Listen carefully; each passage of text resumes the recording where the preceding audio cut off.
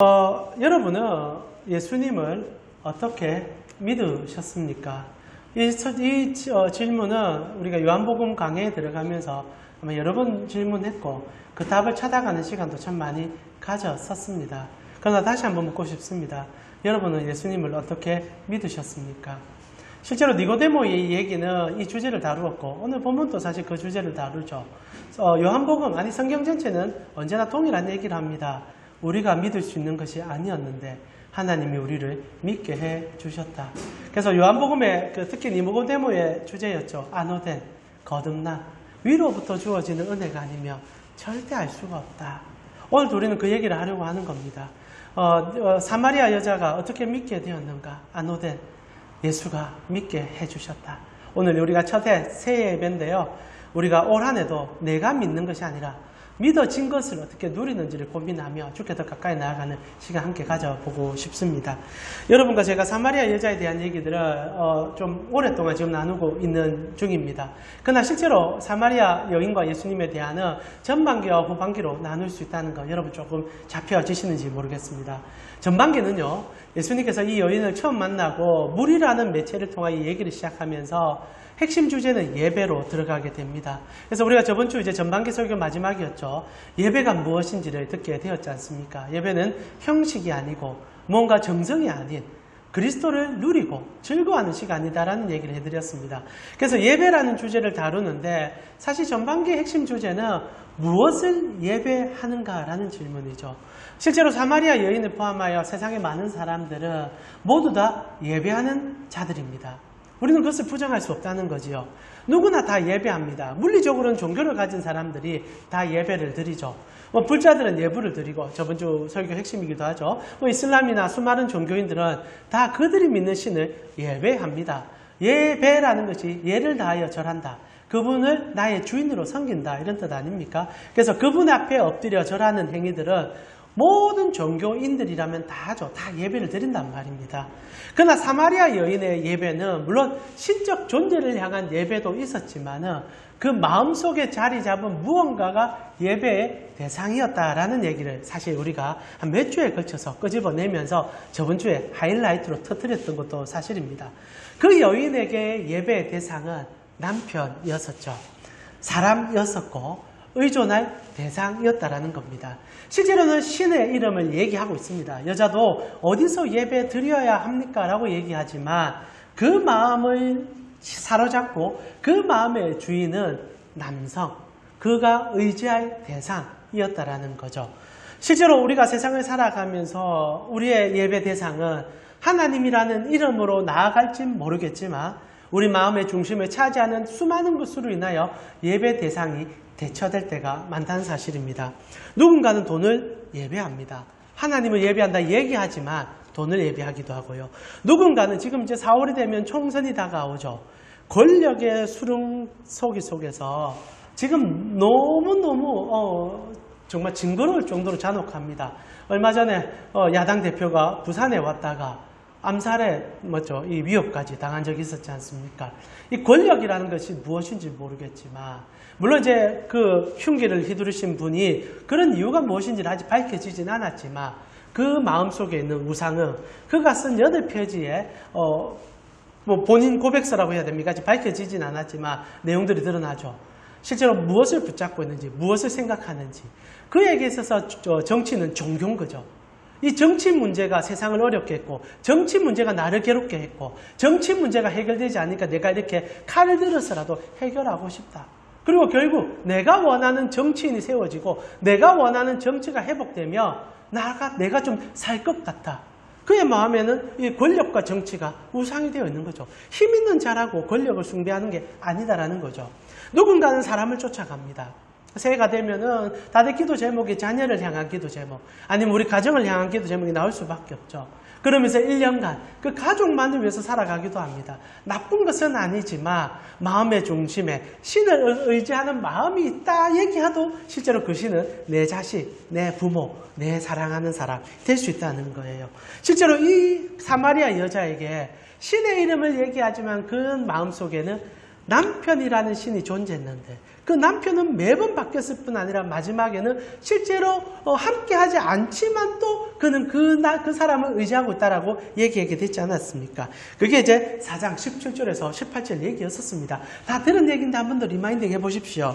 17절에 여다가 대답하여 이르되 나는 남편이 없습니다. 예수님께서 너의 남편을 데려오라. 너의 우상을 밝혀내라. 네가 무엇을 쫓고 있는지 보라 얘기한 겁니다. 그러니까 여자가 말합니다. 실제로 생각해 보니까 나는 남편이 없네요. 내가 쫓는다 생각했는데 지금 당신 만나고 생각해 보니까 없는 것 같아요. 그래서 예수님께서 얘기합니다. 너 말이 정답이다. 실제로 그 존재하지 않는 거야. 그러면서 실체를 명확하게 얘기합니다. 이까지 얘기는 누구나 할 수 있죠. 그러나 우리의 문제점은 이게 없다라고 얘기하면서도 또 돌아가 섬긴다는 데 문제가 있지 않습니까? 우리가 예배 드릴 때마다 돈은 없습니다. 하나님밖에 없습니다. 그러나 내일이 다가오며 또 돈이 하나님이 되어 있는 경우가 많죠. 그래서 예수님께서 이 여인에게 우상의 실체, 가짜 예배 대상을 정확히 얘기합니다. 너에게 남편 5이 있었고 지금 있는 자도 내 남편이 아니니 내 말이 참되다. 그래, 우상은 경배할 대상이 아니야. 그는 예배를 받아줄 수 있는 존재가 아니야 라고 얘기했다는 겁니다. 그리고 이제 여인이 깨닫기 시작하게 되지 않습니까? 근데 진짜 무서운 게 뭔지 아십니까? 이 여인은 복된 것이 이렇게 자신의 속에 있는 것이 가짜임을 알게 됐다는 거예요. 남편이 5명이 있었고 지금 사는 남자도 남편이 아닌 것을 알지만은 여전히 그 남성이라는 힘의 권력이 나를 이끌어줄 거라고 생각하고 그에게 의존했던 마음에 실체가 불분명하고 없다는 것을 알고 있고 그것을 자신이 말할 수 있는 존재이지만 진짜 무서운 것은 이 알게 되는 순간이라는 생각 혹시 해보셨습니까? 사실 여러분 진짜 무서운 게 뭔지 알아요? 오늘날 내가 이 세상에 속고 있다는 것을 깨달을 때입니다. 아니, 내가 진짜 가짜를 숭배하고 있다는 것을 깨달을 때라는 거예요. 실제로 이 여인과 예수님의 대화는 아직 복음으로 가지 못했습니다. 이건 우리가 세상 살아가면서 진리의 구도 차원에서 깨달을 수 있는 한 측면이죠. 저는 이렇게 생각합니다. 세상에서 수많은 사람들이 종교를 수없이 바꿉니다. 아니, 새해가 되면 또 수많은 것으로 인하여 내 속에 있는 우상을 갈아치웁니다. 이유는 뭡니까? 작년 한 해 그 우상으로 살아봤는데 답을 얻지 못했기 때문이죠. 그리고 또 다른 우상을 숭배합니다. 저는 이게 정말 무섭다고 생각해요. 그럼 또 다른 우상을 만나게 되면은 그 우상이 진짜 힘을 주는 거 아니요. 더 우리의 삶을 파괴하기 때문입니다. 여러분, 예수님께서 한 번은 이런 비유를 들어주셨어요. 지금 예수님과 사마리아의 대화의 얘기가 예배로 끝나가면서 이 여인이 내 속에 우상이 없습니다라고 얘기하는 이 시점이 우리에게는 가장 클라이막스 같지만 실제로 가장 위험한 순간이었다라는 거죠. 실제로 예수님께서 마태복음 12장에 우리의 평소의 삶 속에 드러날 수 있는 진리를 추구하는 사람들의 위험성을 이렇게 설명합니다. 12장 43절에서 45절을 보니까 예수님이 이런 비유를 들어주시죠. 한 사람에게 더러운 귀신이 들렸어요. 그리고 그 더러운 귀신으로 삶에 피폐해졌는데 그가 정말 여러 가지 진리를 구도했는지 아니면 어떤 은혜를 입었는지 그 귀신이 쫓겨나가는 일이 있었습니다. 그리고 이렇게 시작합니다. 43절에 더러운 귀신이 사람에게서 나갔을 때 물 없는 곳으로 다니며 신천지 같은 경우에 이것 가지고 이상한 또 비유를 풀지만 사실 이 내용은 너무 간단하거든요. 그렇게 풀 건 아닙니다. 물 없는 곳으로 다니며 시기를 구하되 쉴 곳을 얻지 못하게 됩니다. 이에 이르되 내가 나온 집으로 돌아가리라 하고 와보니 그 집이 비고 청소되어 수리가 되었거늘 이에 가서 저보다 더 악한 귀신 7을 데리고 들어가서 거하니 그 사람이 나중 형편이 전보다 더욱 심하게 되었으니 이 악한 세대가 또한 이렇게 될 것이다 라고 얘기하죠. 뭔가 생각하다가 보니까 속다 우상에 속다가 아이고 이건 진짜 아니구나 라고 생각하게 된 것입니다. 그리고 올해 우리가 새해가 시작하듯이 비워버린 거예요. 올해는 정말 좀 새로운 것을 쫓아보자. 이제 가짜는 우리가 버리자. 근데 문제가 뭐냐? 떠났던 그 놈이 실컷 돌아다니다 찾아보니까 그 비었다고 생각한 사람 마음이 더 이제 비어 있으니까 아이고 잘 됐네. 그리고 오히려 7을 데려가서 더 망가뜨렸다라고 얘기한다는 거죠. 이게 세상이 추구하는 구도자의 삶이요. 세상이 추구하는 우상의 경배의 예배의 삶이라 생각합니다. 저는 이게 무한 반복되고 있고 이 고리는 예수 그리스도 한 분만이 끊을 수 있다 생각해요. 여러분 실제로 우리가 이 무한반복을 얼마나 추구했습니까? 실제로 근세에서 현대로 넘어오며 이 우상은 정말 7 귀신이 아니라 군대 귀신을 끌고 다니는 느낌을 지울 수가 없습니다. 실제로 이제 여러분 19세기 말에 인류는 큰 번영을 이루었습니다. 물론 서구인들의 번영이죠. 그들이 이제 여러 가지 이제 전기기관이나 이런 이제 여러 가지 산업혁명을 통해가면서 힘과 불을 한 손에 쥐면서 착각했습니다. 우리가 이런 것들을 추구하면 유토피아가 올 것이다. 모든 인류가 정말 진보 차원, 그 당시 때 이제 우리가 아는 진화론이 개발되면서 우리가 이제 더 이상 진보할 것이 없을 정도로 진보하게 될 것이다 라고 주장했습니다. 종교가 되었고 우상이 되었어요. 과학이 처음으로 이제 종교가 되는 시점 넘어온 거죠. 그 전까지는 가짜 신이 우리 마음을 지배하다가 그게 이제 아니다라는 생각을 중세시대에 시우하다가 사람들이 신을 갈아치웠습니다. 이제는 우리가 과학으로 신을 만들자. 그리고 정상적인 철학으로 신을 숭배하자. 그리고 몇 해 만에 무슨 일이 생겼습니까? 1, 2차 세계대전이 터졌지 않습니까? 군대 귀신이 쳐들어온 거예요. 그 비어있는 과학주의에 들어와 그 과학으로 사람을 무지하게 죽이고 사람을 잔혹하게 학살하는 장면을 보여주면서 비웃습니다. 그래 추구해봐. 그게 뭔 줄 알아? 그거 가짜야. 마귀가 얼마나 비웃은지 모릅니다. 그래서 사람들이 정신 돌아온 거예요. 와, 과학은 우리에게 진리를 줄 수 없구나. 그리고 이제 사람들이 생각합니다. 우리에게는 인간성을 회복해야 된다. 그리고 그 인간성을 회복하려면 어떻게 해야 될까? 그때 이제 이념 논쟁이 시작됐지 않습니까? 잘 아시죠? 공산주의가 시작된 거예요. 아, 그게 아니었구나. 실제로 우리 자신이, 우리 스스로가 회복돼야 되구나. 만민이 평등하고 서로의 재화와 분배를 서로 나누고 그러면서 꿈꾸는 유토피아는 우리가 이렇게 이루는 것이구나. 그리고 어떻게 됐습니까? 70년 만에 박살이 났어요. 완전히 박살이 났습니다. 그리고 이제는 그것을 공산주의를 보면서 우리 이제 뭘 추구합니까? 아이고 공산주의 망했으니 이제 우리는 믿을 것이 자본주의다. 그리고 언제나 민주주의는 뭐 끊임없이 이제 구성되어 왔죠. 그리고 우리 이제 7 귀신, 군대 귀신을 넘어서서 지구 전역을 뒤덮고 있는 귀신을 보고 있습니다. 이 자본의 귀신. 이제 인간들이요 인성이 사라져 버렸습니다. 인성 자체가 없어요. 너무너무 무섭습니다. 거기다가 얼마나 무섭습니까? 버튼 하나만 눌려도 인류 전체가 사라지는데도 눈 하나 깜짝하지 않습니다. 어떻게 하면 더 전쟁을 잘 치룰까? 어떻게 하면 내 나라를 위해서 더 유익할까? 이런 일이 없는 적이 없었지만 더 심각해졌다는 거죠. 귀신은 또 다른 귀신을 불러왔고 철학과 종교와 과학을 통하여 비어있는 사람들에게 더 심각한, 더 흉악한 것으로 휘두르고 있습니다. 근데 우리가 답을 찾고 있습니까? 아니요. 더 심각한 귀신을 불러들이고 있습니다.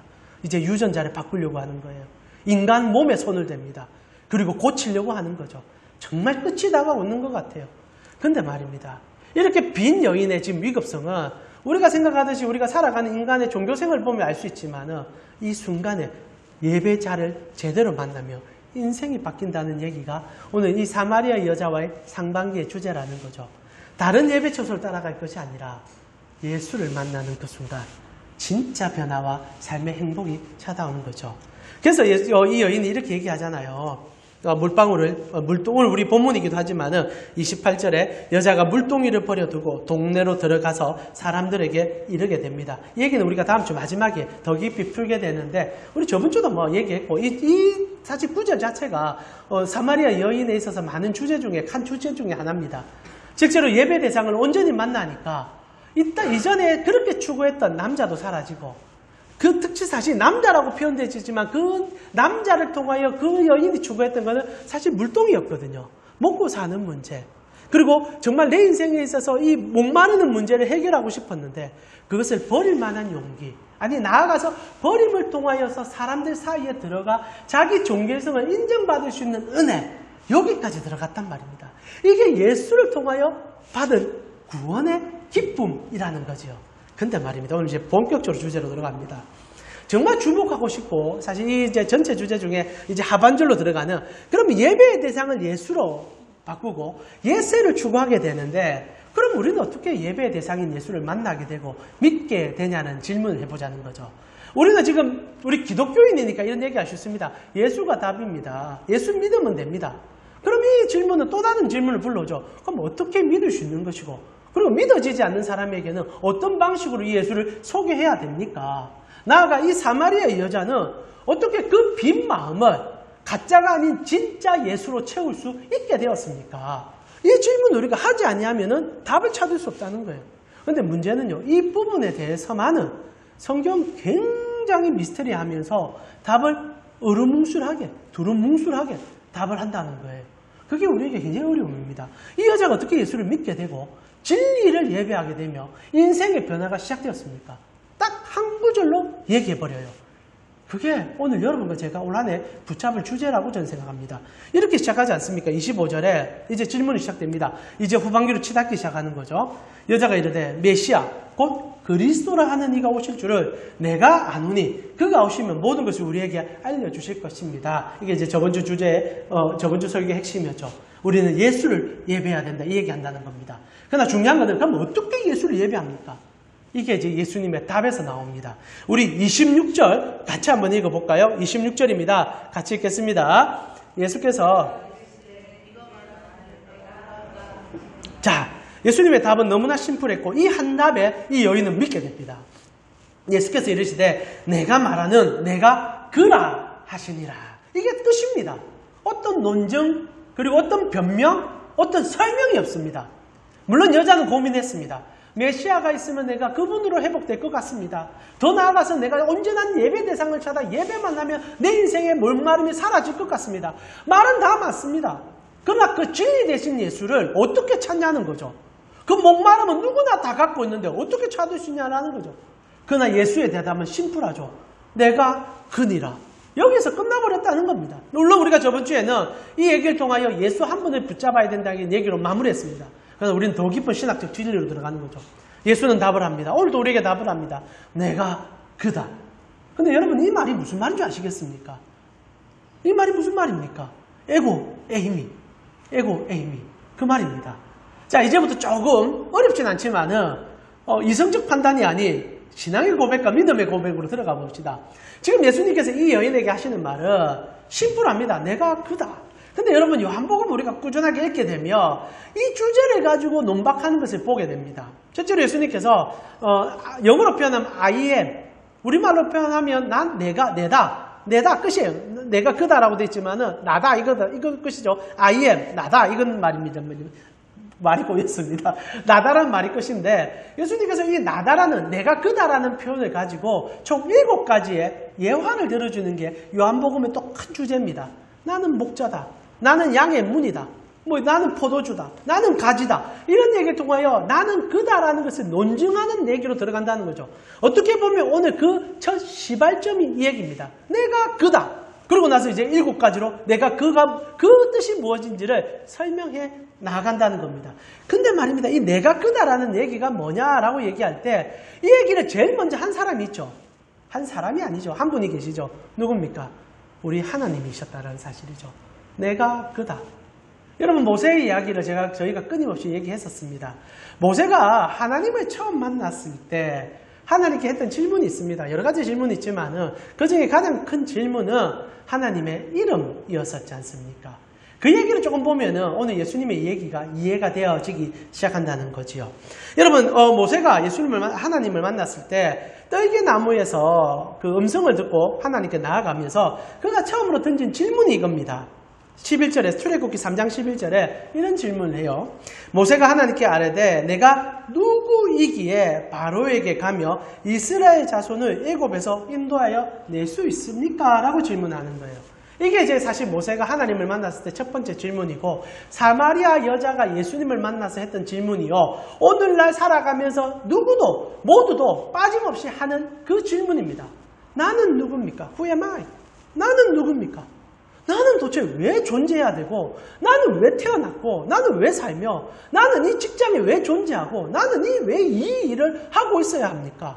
그 질문, 원초적인 나라는 존재에 대한 질문을 모세가 던졌죠. 그러나 일상적으로 우리가 던지는 질문과 같이 모세에게 이 질문은 치욕스러운 삶의 흔적이요 그 인생에 대한 풀리지 않는 퀘스천 마크였다는 거죠. 여러분 잘 아시다시피 모세 같은 경우에 40년 동안 흑백 인생을 살았지 않습니까? 정말 흑백 인생. 왕자로 살다가 여러 가지 일을 통하여 쫓겨났지 않습니까? 그리고 이제 광야에 나아가서 40년 사는데 아무 색깔이 없는 삶을 살아요. 여러분 혹시나 여러분 삶에 색깔이 느껴지지 않을 때가 있습니까? 정말 열심히 사는 것 같은데 아무 색깔이 안 잡힐 때가 있더라고요. 보통 이제 직장 생활을 오래 하다 보면은 색깔이 드디어 슬슬 안 보일 때가 있어요. 우리 이제 다들 이제 직장 생활 오래 하시는 분들도 계시고 한데 일하다가 초반에 이제 의미가 찾아지는데 한 5년, 10년 지나면 이제 색깔이 싹 사라지죠. 모세가 딱 그랬던 것 같아요. 40년쯤 지나니까 사실 뭐 색깔이 없죠. 색깔이 없을 뿐 아니라 성경은 그래 얘기합니다. 너 평생 40년간 너의 장인의 양떼를 쳤다. 이게 이제 성경의 증명이죠. 이게 보통 우리의 삶입니다. 내 평생 삼성그룹에서 뭐 그건 대기업이고 아니면 어느 중소기업의 사장을 위해서 일하는 인생인데 그러다 보니까 질문하는 거예요. 나는 누굽니까? 나 이렇게 사는 게 진짜 맞는 겁니까? 그리고 나는 이렇게 살다가 죽으면 도대체 뭐 할 겁니까? 라는 질문을 하게 된다는 거죠. 그때 예수님 하나님께서 뭐라고 얘기합니까? 그게 이제 출애굽기 3장 14절이죠. 우리 같이 한번 읽어볼까요? PPT 준비되어 있을 건데 출애굽기 3장 14절입니다. 우리 함께 읽겠습니다. 하나님이 모세에게 이르시되 나는 스스로 있는 자니라. 또 이르시되 너는 이스라엘 자손에게 이같이 이르기를 스스로 있는 자가 나를 너희에게 보냈다 하라 라고 되어 있죠. 자, 하나님께서 답을 하셨지 않습니까? 이 얘기 제가 여러분과 많이 나눴지 않습니까? I am who I am 영어로 표현하면 그리고 우리로 표현하면 나는 스스로 있는 자다. 실제로 말 그대로 풀게 되면 나는 나다 라는 얘기입니다. I am who I am 나는 나다. 오늘 예수님께서 내가 그다 했던 그 얘기를 하나님이 모세에게 해줬다라는 거죠. 내가 그다. 더 깊이 들어가진 않겠습니다만은 이는 모세라는 인생이 해답을 찾으려면 그를 만든 창조주를 만나야 된다는 얘기와 같다라고 제가 한 번쯤 설명해 드렸습니다. 더 깊이 들어가면 좀 어려울 것 같아서 말하고 싶지는 않은데요. 정답은 이거였습니다. 너의 모든 인생을 살아가며 네가 고민했던 그 문제에 대하여 답을 줄 수 있는 자는 나밖에 없고 그리고 네가 나를 만나야만 그 답을 찾아갈 수 있을 것이고 그 답에 너의 인생의 답이 풀리게 될 것이다 라고 얘기를 던져줘서 내가 너의 존재다 라는 얘기를 해주는 겁니다. 내가 그다, 내가 내다 라고 얘기를 해준 겁니다. 그리고 실제로 모세는 이 이름을 듣고 난 다음에 답을 얻게 되었다라는 거예요. 처음에는 헷갈려 합니다. 그러나 그가 나머지 40년을 살아가면서 하나님을 직접적으로 경험하고 그 이름을 알게 된 이후로부터 삶이 변화되고 그리고 마지막 순간에는 오직 그를 위하여 살다가 그분께 돌아가는 그의 모세의 시작이 하나님으로부터였고 모세의 진행 중앙은 하나님과 동행하는 것이었고 그의 마지막은 하나님을 끝나고 하나님을 다시 만난 것을 알게 되는 그 순간 그는 너무 기쁨으로 마지막 목적을 이루지 못해도 기쁨으로 사라지는 인생이 되어졌죠. 그리고 오늘 예수님이 여인을 만났습니다. 여자가 물었어요. 나는 도대체 누굽니까? 나는 왜 사는 겁니까? 나는 이렇게 추구하는 것들이 많은데 이것을 통하여 내가 어떻게 살아갈 수 있습니까? 이 얘기가 담겼던 그 질문들이죠. 그것이 예배라는 형태로 전달되었습니다. 그리고 예수님이 얘기합니다. 내가 그다. 이름을 가르쳐 주신 거예요. 내가 너의 가르침이 될 것이고 내가 너의 남편이 되실 것이고 내가 너의 인생의 문이 되어줄 것이고 내가 너의 가지가 되어줄 것이며 내가 너의 인생의 주인이 되어줄 거야. 내가 그야. 내가 그다. 이 짧은 글 안에 속에 창세기에부터 시작된 하나님의 이름이요. 그 이름을 우리에게 선물로 주는 은혜가 드러났다는 거예요. 지금 이 여인이 어떻게 변화되었냐고요? 하나님의 이름을 들었기 때문입니다. 지금 예수님이 단순하게 내가 메시아라고 얘기한 게 아니에요. 지금 온 신성을 다 담아 그에게 하나님의 이름을 가르쳐 주신 겁니다. 내가 그다. 내가 너의 모든 창조 그리고 너의 인생의 설계자 그리고 너의 인생 주인이야. 내가 그야 라고 설명한 겁니다. 이건 이성적으로 이해하라고 한 얘기가 아니에요. 알아들으라고 한 얘기가 아닙니다. 선포요, 만남이요, 주관이었습니다. 우리의 구원이 어떻게 시작됩니까? 안오된 하나님이 만나서 잡아주는 그날이라는 거죠. 이것을 물리적으로 표현한 게 내가 그라라는 하나님의 이름의 선포였다라는 겁니다. 여러분, 우리의 신앙이 어떻게 시작됩니까? 이 선포로 시작되고 이 만남으로 시작되고 이 기적으로 시작된다는 거예요. 여인이 하나님을 실존함으로 만나게 된 겁니다. 차다와 그전까지 얘기하는 인간 예수를 통하여서는 아무것도 보지 못한다 생각했어요. 그냥 대화거리만 전달된다고 생각했었습니다. 그리고 내 고민을 얘기하시는 상담자라고 생각했어요. 근데 예수가 신성을 보이시며 하나님의 이름을 드러내시며 성삼위 하나님이 본체 같은 하나님임을 그 자신으로 보여주는 그 순간 여인은 믿어질 수밖에 없었다라는 겁니다. 이게 우리 신앙의 기적이에요. 여러분 어떻게 믿느냐라고 질문하면 논리가 아닙니다. 어떤 가르침이 아니에요. 물론 믿고 난 사람들에게는 논리가 필요하고 그리고 설득이 필요하며 진리의 구도 과정이 필요합니다. 그러나 어떻게 믿느냐라고 질문하며 우리가 믿은 것이 아니라 하나님이 믿게 해줬으며 나에게 그 이름을 알려줌으로 내가 그 이름을 깨닫게 되었다. 이게 은혜라는 거죠. 이 여인이 깨닫게 되는 은혜를 받아버렸습니다. 여러분이 그 은혜를 받은 자들이에요. 안오된 거듭남의 은혜를 온몸으로 체험하게 된 것입니다. 불러주셨어요. 알게 되었어요. 깨닫게 되었습니다. 이게 우리 신앙의 가장 기본이요. 올 한 해 살아간 힘이에요. 제가 이 얘기를 왜 이렇게 힘들게 어렵게 하느냐. 이것이 우리 신앙의 전반을 다 바꿀 것이기 때문입니다. 그리고 예수님께서 후반에 얘기하는 이 예배의 본질과 핵심의 변화는 이 안오된을 아는 사람들이 누리는 행복한 예배 생활을 얘기하는 거예요. 여러분 구도를 찾아 따라가는 신앙의 예배가 왜 지치는 줄 아십니까? 이것이 하나님일지라도 힘든 것은 그 끝에 도달할 수 없기 때문입니다. 노력하고 노력해도 도달할 수가 없어요. 그러나 복음은 무엇입니까? 찾아와 만나 전부를 줘버리는 겁니다. 이름을 처음부터 가르쳐주는 거예요. 내 이름을 찾아와 내 이름을 발견해가 아니라 처음부터 이름을 말합니다. 내가 그라. 그리고 우리는 하나님을 믿어지게 된 거죠. 그리고 이제부터 시작되는 본문의 모든 핵심은 이 예배의 삶을 살아가는 자들이 누리는 행복입니다. 31절부터 이제 쭉 훑으면서 보게 됩니다. 이 얘기를 이제 풀어나갑니다. 눈으로 쫓아오시면서 성경 본문 속으로 들어가 봅시다. 31절에 이제 그 사이에 이 여자와 대화를 하며 예수님이 이 여인을 불러주셨습니다. 그리고 사실 제자들은 알아가는 과정이지만 이 여인은 정말로 하나님을 그 자리에서 믿어버렸어요. 정말 큰 은혜를 경험하게 됩니다. 그리고 이제 제자들에게 앞으로 너희가 믿게 될 이제 은혜를 설명하면서 이 얘기 시작합니다. 그 사이에 제자들이 청하에 이르되 라피어 잡수소서. 이제 밥을 찾아온 거예요. 우리가 이제 이 땅에 있는 동안 이 먹는 문제는 우리 인생의 우상입니다. 이 우상에서 벗어날 수가 없어요. 그리고 제자들은 그 우상을 쫓아서 우상을 구해와서 우상으로 자기의 주인을 섬기려고 하는 겁니다. 그래서 예수님이 그런 거 안 먹어도 돼. 이제 더 이상 그 우상 버려도 돼. 그러면서 32절에 얘기가 시작되죠. 이르시되 내게는 너희가 알지 못하는 먹을 양식이 있다. 진짜 예배 대상이 있다. 얘기해 줍니다. 아직 못 알아듣는 거예요. 그리고 우리는 이제 요한복음을 쫓아가면서 이 양식이 예수의 살인 걸 알게 되겠죠. 그러면서 33절에 이렇게 얘기합니다. 제자들이 서로 말하되 누가 잡수실 것을 갖다 드렸느냐. 여전히 우상을 추구하고 있는 거예요. 찾아가고 있는 거죠. 우리가 찾아온 게 아니구나. 그럼 또 다른 걸 찾아가야 되나? 다른 걸 우리가 이분께 드려야 되나? 그리고 다른 걸 더 가져와서 갖다 드려야 되나? 더 노력해야 되나? 더 헌신해야 되냐? 예수님이 경험을 하면서 얘기합니다. 34절에 예수께서 이르시되 나의 양식은 나를 보내신 이의 뜻을 행하며 그의 일을 온전히 이루는 것이야. 내가 그라라는 얘기를 하는 거예요. 나의 양식은 하나님이야. 하나님을 아는 것이요. 우리의 진리 그 자체를 깨닫는 것이요. 너의 삶의 이유를 알게 되는 것이야. 네가 왜 태어났는지, 네가 왜 사는지, 그리고 어디로 돌아가는지 가르쳐줄 분을 만나는 것이야. 그게 실제로 우리의 경배 대상이 돼야 되고 그분이 진짜 우리의 예배 대상이 돼야 되죠. 그래서 우리가 자꾸 가짜를 예배했다는 얘기를 해드리는 겁니다. 그리고 나서 이제부터 정말 은혜를 얘기하기 시작합니다. 근데 말이야, 중간에 빠진 얘기죠. 여인과의 얘기입니다. 그 예배 대상이 너희를 찾아온 거야. 지금 너희 눈앞에 서 있는 내가 그 예배 대상이야. 너희 목마름을 해결해 줄 것이요. 너희의 배고픔을 해결해 줄 것이고 너희 인생의 목적을 살려줄 것이며 너희로 왜 사는지를 알려줄 내가 그야. 그리고 이제 시작됩니다. 너희는 넉 달이 지나야 35절이죠. 추수할 때가 이르겠다 하지 아니하느냐. 끊임없이 찾고 있지 않느냐. 그러나 나는 너희에게 이르노니 눈을 들어서 지금 눈 들어서 나를 보라는 얘기죠. 밭을 보라. 희어져 추수하게 됐다. 지금 너희 눈앞에 있는 나를 봐야 돼.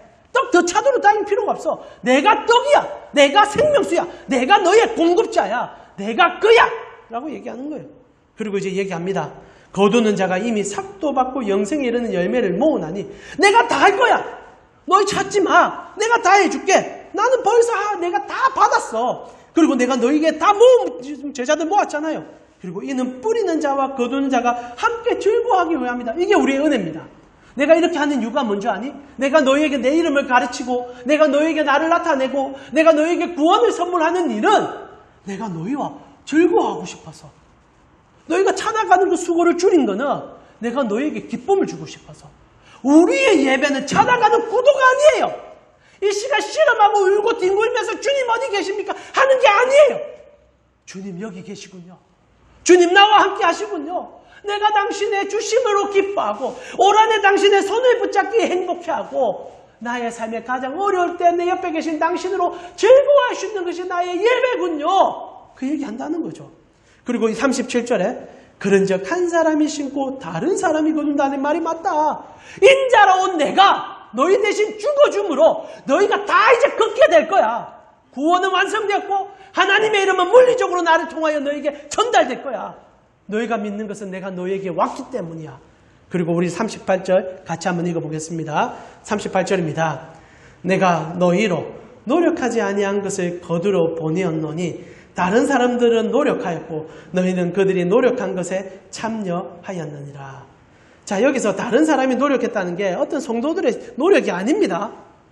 오직 하나님께서 해주셨던 그 모든 노력에 대한 얘기요. 38절에 내가 너희로 노력하지 아니한 것을 거두러 보냈다. 너희는 노력할 이유가 없는 거야. 왜? 내가 다 했으니까. 그런데 말이야.